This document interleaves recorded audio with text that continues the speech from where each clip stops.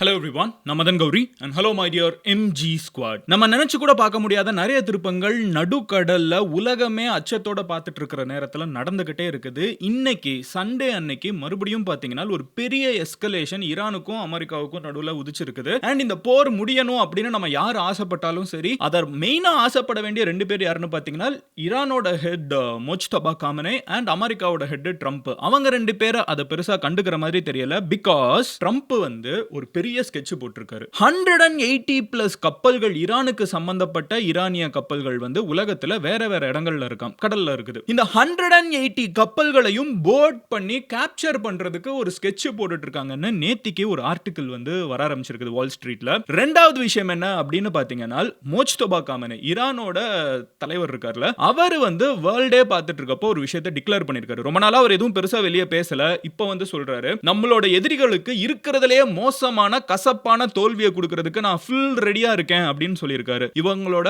அப்பா தான் அலி காமனே, ஓகேவா?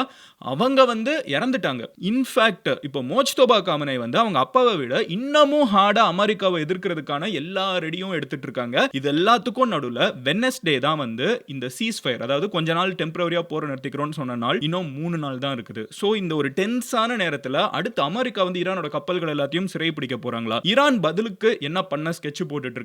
இது எல்லாத்துக்கும் நடுவுல இந்திய கப்பல்கள், அதுவும் இந்தியால இருந்து 2 கப்பல் மேல துப்பாக்கி சூடு நேத்திக்கு நடந்திருக்குது. அத பத்தி இன்னும் டீடைல்ஸ் நமக்கு நிறைய கிடைச்சிருக்குது. இந்த 3 விஷயத்தை நான் உங்ககிட்ட இப்ப டீடைலா சொல்ல போறேன். பட் அதை பார்க்க ஆரம்பிக்கிறதுக்கு முன்னாடி நீங்க இந்த சேனலை சப்ஸ்கிரைப் பண்ணலனா சப்ஸ்கிரைப் பண்ணுங்க. அப்போதான் இந்த மாதிரி உலகத்துல நடக்கக்கூடிய முக்கியமான விஷயங்கள் எல்லாத்தையும் என்னால ரொம்ப டீடைல்டா உங்ககிட்ட வந்து டெய்லி ஈஸியா சேர்க்க முடியும். ஏன்னா நான் வீடியோ போஸ்ட் பண்ணிடுவேன் நோ மேட்டர் வாட். ஆனா நீங்க அதை பார்க்கணும் அப்படின்னு நினைச்சீங்கன்னா சப்ஸ்கிரைப் பண்ணீங்கன்னா தான் யூடியூபோட அல்கோரிதம் வந்து உங்ககிட்ட வீடியோவை காமிக்கும். ஓகேவா? சோ சப்ஸ்கிரைப் பண்ணி எம்ஜி ஸ்குவாட்ல சேருங்க. கமெண்ட் செக்ஷனையும் வாசிங்க. உலகத்துல இருக்கக்கூடிய டிஃபரண்ட் பார்ட்ஸ்ல இருந்து நிறைய மக்கள் வந்து கீழே கமெண்ட் செக்ஷன்ல நம்ம கூட என்கேஜ் பண்ணிட்டே இருப்பாங்க. எனிவே இப்போ என்ன நடந்துட்டு இருக்குங்கிறத நான் உங்ககிட்ட சொல்ல ஆரம்பிச்சிடுறேன். ஃபர்ஸ்ட் விஷயம், இந்தியா மேல நேத்திக்கு நடத்தப்பட்ட இந்திய கப்பல்கள் மேல, இந்திய கொடி போட்ட இந்திய கப்பல்கள் மேல நடத்தப்பட்ட தாக்குதலை வந்து நான் உங்ககிட்ட முதல்ல சொல்லிடுறேன். அதை பத்தி நிறைய டீடைல்ஸ் இப்போ கிடைச்சிருக்குது. நம்ம ஷிப்புக்குள்ள இருந்த கேப்டன்ஸ் இருப்பாங்கல்ல, அவங்க வந்து எங்க உன் பெர்மிஷன் வாங்கிட்டு தான் வந்தேன், எங்களை ஏன் சுடுற அப்படின்னு கேட்ட ஆடியோ வரைக்கும் உள்ளுக்குள்ளே இருக்குது. ஸோ என்ன நடந்திருக்குங்கிறத அங்கேயே பார்க்க ஆரம்பிப்போம். முதல் விஷயம் என்னன்னு பார்த்தீங்கன்னா 2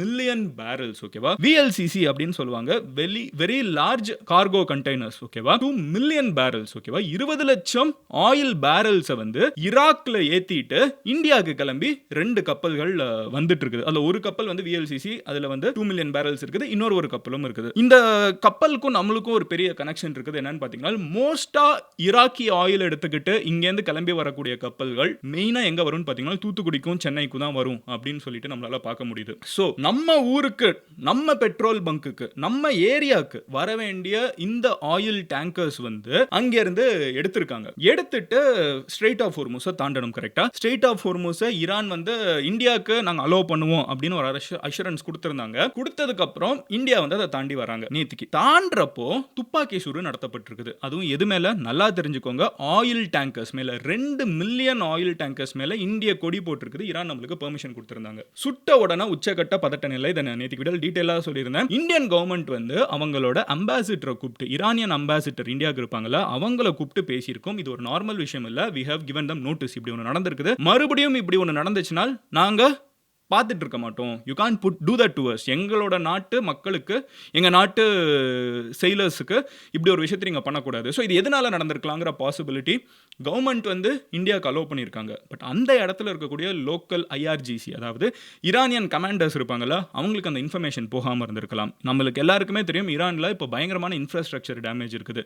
கவர்மெண்ட் ஒத்துக்கிட்டாலும் கிரவுண்ட் லெவலில் இருக்கிற சோல்ஜர்ஸ்க்கு அந்த இன்ஃபர்மேஷன் தெரியுமா அப்படிங்கிற ஒரு கேள்வி இருக்குது. பட் இதுக்கு நடுவில் அந்த 2 கப்பல்களும் என்ன ஆச்சு மதன் அப்படின்னு கேட்டிங்கன்னா, அது திரும்பி போர்ட்டுக்கே போயிடுச்சு. இந்தியாவுக்கு வரவில்லை, ஸ்ட்ரெய்ட் ஆஃப் ஹோர்முஸை தாண்டலை. இது ஒரு முக்கியமான அப்டேட். அதை பற்றி அங்கேருந்து நம்ம கேப்டன் சொல்கிறாங்க, ஷிப்பில் இருந்து சொல்கிறாங்க, அந்த ஆடியோலாம் வெளியே வந்திருக்குது. சார், நீங்கள் பெர்மிஷன் கொடுத்ததுக்கு அப்புறம் தான் நாங்கள் கப்பல் எடுத்திருக்கோம், எதுக்காக சுடுறீங்க? இது ஆயில் டேங்கர்ஸ், புரிஞ்சுக்கோங்க, இதெல்லாம் பட்டுச்சுன்னா என்ன? ஸோ நாங்கள் உங்கள் பெர்மிஷனோட தான் எடுத்திருக்கோம் அப்படின்னு அவங்க இருந்துக்கிட்டு, இல்லை நீங்கள் திரும்பி போகணும். அப்படி சார், நீங்கள் திரும்பி போயிடுங்க அப்படின்னு வந்து IRGC கமாண்டர் சொல்கிறாங்க. இவர் இருந்துக்கிட்டு, சரி ஓகே சுடாதீங்க, நான் ஷிப்பை திருப்புறேன் அப்படின்னு சொல்லிட்டு ஆயில் டேங்கரை மறுபடியும் ஸ்ட்ரெயிட் ஆஃப் ஹோர்மூஸை தாண்டறதுக்கு வந்த டேங்கர்ஸ் வந்து மறுபடியும் யூ-டர்ன் போட்டு வந்த இடத்துக்கே போயிடுச்சு. இது முக்கியமான அப்டேட் இந்தியா ரிலேட்டட். நான் நேற்றுக்கு டீட்டெயிலாக சொன்னேன், பட் இன்னைக்கு அடிஷனல் இன்ஃபர்மேஷன் உங்ககிட்ட சொல்லியிருக்கேன். அந்த கான்வர்சேஷன் என்ன நடந்திருக்குங்கிறதையும் சொல்லியிருக்கேன். இதை விட வேர்ல்டு லெவலில் எல்லாரும் பரபரப்பாக பேசிட்டு இருக்கிறது என்னன்னு பார்த்தீங்கன்னா, வால் ஸ்ட்ரீட்டில் வந்த ஒரு ஆர்டிகல் தான். நேற்றுக்கு வால் ஸ்ட்ரீட்டில் வந்த ஒரு ஆர்டிகல் என்ன சொல்லுதுன்னா, ஈரானியன் கப்பல்கள் ஓகேவா 180 ஈரானியன் ஷேடோ ஃப்ளீட் வந்து வேர்ல்டு ஃபுல்லாக நிறைய துறைமுகங்களில் கடலுக்கு நடுவில் அப்படிலாம் இருக்குது. கொஞ்ச நாளுக்கு முன்னாடி கூட பார்த்தோம், ஒரு கப்பல் வந்து இந்தியாவிலேருந்து கிளம்பி ஈரானுக்கு போயிட்டு இருக்கப்போ அமெரிக்கா அடிச்சிட்டாங்க. கரெக்டாக இதை ரொம்ப ஸ்ட்ராங்காக எல்லாருமே கண்டம் பண்ணாங்க. அதே மாதிரி இப்போவுமே அட் எனி மொமெண்ட் ஒரு நாட்டோட கப்பல்கள் உலகம் ஃபுல்லாக நிறைய இடத்துல பரவலாக இருக்கும்ல, போர் ஆரம்பித்தோன்னா அது அங்கங்கே ஸ்டக் ஆகி நிற்கும். அந்த மாதிரி இது வரைக்கும் ஈரானோட கப்பல்கள் 180 ஷிப்ஸ் வந்து உலகத்தில் பல எண்டில் இருக்கான், கடலில் இருக்குது, நிறைய போர்ட்டில் இருக்குது. இந்த மாதிரி 180 ஈரானியன் கப்பல்கள் இருக்குது. இப்போ அமெரிக்கா வந்து ஒரு ஸ்கெட்ச் போட்டிருக்காங்கன்னு சொல்லப்படுது. அந்த வால் ஸ்ட்ரீட் ஆர்டிக்கல் என்ன சொல்றாங்கன்னா, யூஎஸ் வந்து இந்த 180 ஷேடோ ஃப்ளீட்டையுமே வந்து கைப்பற்றலாம். லிட்டரலா இந்த பைரேட்ஸ் ஆஃப் த கரீபியன் படத்தில் காமிக்கிற மாதிரி இந்த கப்பல்கள் நடுக்கடல்ல இருக்குது. அமெரிக்க படையினர் வந்து இந்த கப்பலுக்குள்ள போய் இந்த கப்பலை வந்து கண்ட்ரோல் எடுக்க போறாங்க. அதுக்கு வந்து ட்ரம்ப் ஒரு பெரிய ஸ்கெட்ச் போட்டுட்டு இருக்காரு. ஏன்னா இன்னும் 3 நாள்ல, இன்னைக்கு Sunday, so Monday, Tuesday, Wednesday 22 இந்த சீஸ்ஃபயர் வந்து முடிவுக்கு வருது. அதாவது ஈரானும் அமெரிக்காவும் உச்சகட்ட பதட்ட நிலையில் அணுகுண்டை பற்றிலாம் பேசிட்டு இருக்கிற டயத்தில் வந்து பாகிஸ்தான் உள்ளுக்குள்ள வந்து கொஞ்ச நாள் அமைதியாக இருங்கன்னு சொன்னால் அந்த பேச்சுவார்த்தைக்கு வாங்கின டைம் வந்து வெனஸ்டேவோட முடிவுக்கு வருது. நம்ம போரே முடிஞ்சிருச்சுன்னு நினச்சாலும் மறுபடியும் ட்விஸ்ட் அடிச்சு எல்லாத்தையும் ஆரம்பிச்சிட்டு இருக்காங்க. ஸோ இந்த நேரத்தில் நம்மளுக்கு கிடைக்கக்கூடிய இன்ஃபர்மேஷன் வால் ஸ்ட்ரீட் ஜேர்னலில் வந்திருக்கிற ஒரு ரெப்யூட்டட் மேகசின், ஓகேவா, நியூஸ் பேப்பர், அதில் வந்திருக்கிற ஆர்டிகல் என்ன சொல்லுதுன்னு பார்த்தீங்கன்னா, மறுபடியும் அமெரிக்கா வந்து ஈரானை பிளாக்மெயில் பண்ணுறதுக்கு, ஈரானை வந்து லாக் பண்ணுறதுக்கு ஈரானிய கப்பல் படை 180 உலகத்தில் இருக்கக்கூடிய வேற எண்டில் இருக்கக்கூடிய இந்த ஈரானிய கடற்படைகளை ஷிப்ஸை வந்து கேப்சர் பண்ண பார்க்குறாங்க, போர்ட் பண்ணி அவங்க கண்ட்ரோல் எடுக்க போறாங்க அப்படின்னு சொல்லி ஒரு ஆர்டிகல் வந்திருக்குது. அண்ட் இதுக்கு வந்து ஈரானும் சும்மா இருக்க போறது கிடையாது. கரெக்டா? ஸோ மோஜ்தபா காமனே அலி காமனே அவங்களோட பையன். கரெக்டா? ஸோ அலி காமனே வந்து இறந்துட்டாங்க, அவங்க பையன் பதவி ஏற்றாங்க. இன்ஃபேக்ட் அலி காமனே அவங்கள வந்து அவங்க இறந்து போறப்போ ஒரு தாக்குதல், அமெரிக்கா நடத்தின ஒரு தாக்குதலில் தான் அவங்க இறந்து போனாங்க. அந்த தாக்குதல் நடத்துறப்போ அலி காமனேயோட பையன் மோஜ்தபா காமனேயும் அதே பில்டிங்ல தான் இருந்திருக்காங்க. ஸோ அப்பா வந்து இறந்து போன அதே தாக்குதலில் பையனுக்கும் பயங்கரமா காயங்கள் ஏற்பட்டிருக்குது. அந்த காயத்துக்கு நடுவில் தான் அவங்க பதவியும் ஏற்றுக்கிட்டு அடுத்த சுப்ரீம் லீடருங்கிற பதவி எடுத்திருக்காங்க. But remember, he is much younger than his father and அவர் கைக்கு ஆட்சி போயிடுச்சுன்னா அவர் வந்து சாஃப்டரா இருப்பாரா இல்ல மோர் அக்ரெசிவ் இருப்பாராங்கிறது தான் எல்லாருக்கும் இருந்த பெரிய கேள்வி. இது நடந்து கிட்டத்தட்ட 50 டேஸ் ஆயிடுச்சு. இப்போ அவருக்கு ஏற்பட்ட காயங்கள்ல இருந்து அவரும் ரெக்கவர் ஆகி இப்போ ஸ்டேட்மெண்ட் கொடுத்திருக்காரு. இன்ஃபேக்ட் இதுதான் வந்து அவர் ஃபர்ஸ்ட் பப்ளிக்கா பெருசா கொடுக்கக்கூடிய ஸ்டேட்மெண்ட். ஓகேவா? அந்த ஸ்டேட்மெண்ட்ல அவர் என்ன சொல்லியிருக்காரு அப்படின்னு பாத்தீங்கன்னா, பிட்டர் டிஃபீட்ஸ் அப்படின்னு சொல்லியிருக்காரு. பெரிய பிட்டர் டிஃபீட், அதாவது கசப்பான தோல்வி வந்து எதிரிகளுக்கு காத்துட்டு இருக்குது. எல்லா எதிரிகளுக்கும் ஒரு பெரிய கசப்பான காயத்தை ஏற்படுத்துறதுக்கு நம்ம ரெடியா இருக்கோம் அப்படின்னு சொல்லிட்டு டிக்ளேர் பண்ணியிருக்காங்க. சோ யுஎஸ்க்கும் ஈரானுக்கும் நடுவுல இருக்கிற அந்த பீஸ், இப்போ டெம்பரவரியா உருவாக்கப்பட்ட சீஸ்ஃபயர் வந்து ஏப்ரல் 22 முடியுது. இஸ்ரேலுக்கும் ஹெஸ்போலாக்கும் நடுவுல உருவாக்கப்பட்ட சீஸ்ஃபயர் வந்து ஏப்ரல் 27 முடியுது. 2 சீஸ்ஃபயர் இப்போ இருக்குது. இஸ்ரேல் வந்து லெபனான் அடிக்க மாட்டாங்க, அமெரிக்கா வந்து ஈரான் அடிக்க மாட்டாங்க. இதுல ஈரானும் லெபனானும் அங்க இருக்கிற அரப் கண்ட்ரீஸ், அவங்க 2 பேரை இஸ்ரேல் அமெரிக்கா அப்படின்னு சொல்லப்படக்கூடிய இந்த 2 கண்ட்ரியும் அடிக்கிறாங்க. பட் இப்போ இருக்கிற சீஸ்ஃபயர் என்ன பண்ணுதுன்னு பாத்தீங்கன்னா, இவங்க 2 பேரை அடிக்க மாட்டாங்க. அதனால இங்க இருக்கக்கூடிய அரப் கண்ட்ரீஸ் அமெரிக்காவையும் இஸ்ரேலையும் அடிக்க மாட்டாங்க. ஸோ 2 பேரையும் சண்டையை வந்து பாதியில் நிறுத்தி வச்சு லெட் அஸ் ட்ரை பீஸ், நம்ம பேசி பார்ப்போம், இந்த போரை நிறுத்த முடியுமா அப்படிங்கிற ஒரு முயற்சி தான் இந்த சீஸ்ஃபயர். பட் இது வரைக்கும் கான்கிரீட்டா சீஸ்ஃபயர்ல பெருசா ப்ராக்ரஸ் இருக்கிற மாதிரி தெரியல. இப்போ 3 பாசிபிலிட்டி தான் இருக்குது. 1, வெட்னஸ்டேயோட சீஸ்ஃபயர் வந்து முடிவுக்கு வருது. If everything cos well, Trump வந்து இந்த சீஸ்ஃபயரை எக்ஸ்டெண்ட் பண்ணணும். சரி, ஓகே, நான் சீஸ்ஃபயரை இன்னும் கொஞ்ச நாள் நான் எக்ஸ்டெண்ட் பண்றேன் அப்படின்னு சொல்லிட்டு இந்த சீஸ்ஃபயர், அதாவது போர் நிறுத்தத்தை வந்து இன்னும் கொஞ்ச நாள் தள்ளி வைக்கலாம். போர் முடிவுக்கு வர போறது கிடையாது, பட் போர் நிறுத்தத்தை இன்னும் கொஞ்ச நாள் தள்ளி வைக்கலாம். இது ஒரு பாசிபிலிட்டி. 2வது, நம்ம இவ்வளவு நேரம் பேசின மாதிரி ட்ரம்ப் வந்து ஈரானிய கப்பல்கள் எல்லாத்தையும் பிடிச்சு ஸ்ட்ரெயிட் ஆஃப் ஹோர்முஸை திறந்து, ஏன்னா ஸ்ட்ரெயிட் ஆஃப் ஹோர்முஸ் இப்போ மூடி இருக்குது. நல்லா தெரிஞ்சுக்கோங்க, அமெரிக்கா ஏன் வந்து ஈரானை பிளாக்மெயில் பண்ண வாய்ப்பு இருக்குன்னா, ஸ்ட்ரெயிட் ஆஃப் ஹோர்முஸை மறுபடியும் ஈரான் மூடிட்டாங்க. கரெக்டா? இந்தியா கப்பலையும் திருப்பி அனுப்பிச்சிட்டாங்க.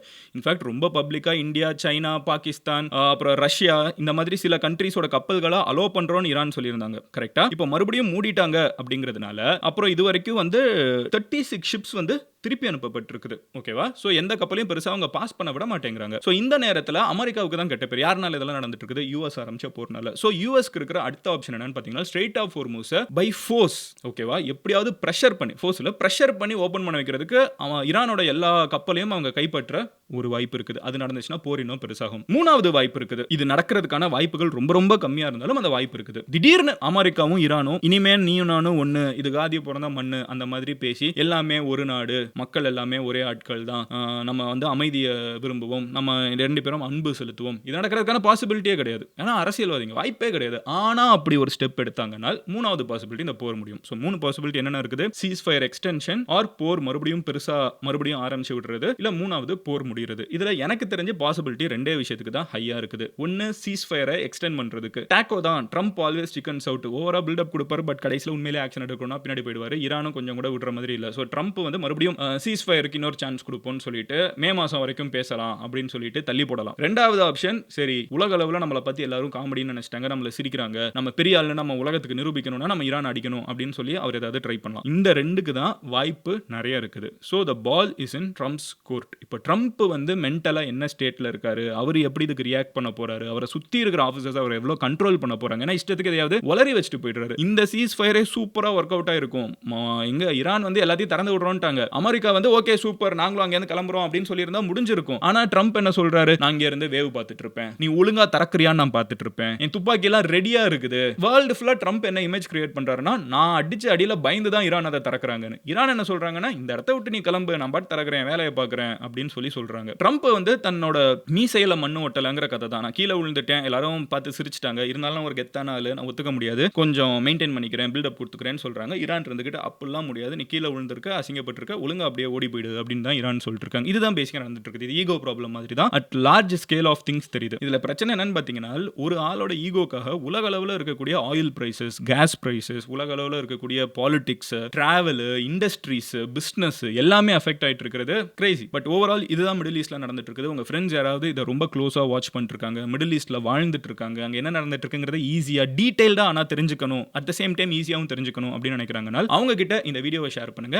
நாளைக்கு நான் உங்களோட ஒரு வீடியோல மீட் பண்றேன். until then நீங்க என்னென்ன நடந்துட்டு இருக்கு வேர்ல்டு ஃபுல்லா எல்லா முக்கியமான விஷயத்தையும் டீடைல்டா தெரிஞ்சுக்கிறதுக்கு மதன் கௌரி சேனலை சப்ஸ்கிரைப் பண்ணி எம்ஜி ஸ்குவாட்ல சேருங்க. Love you all, take care, bye, cheers MGs.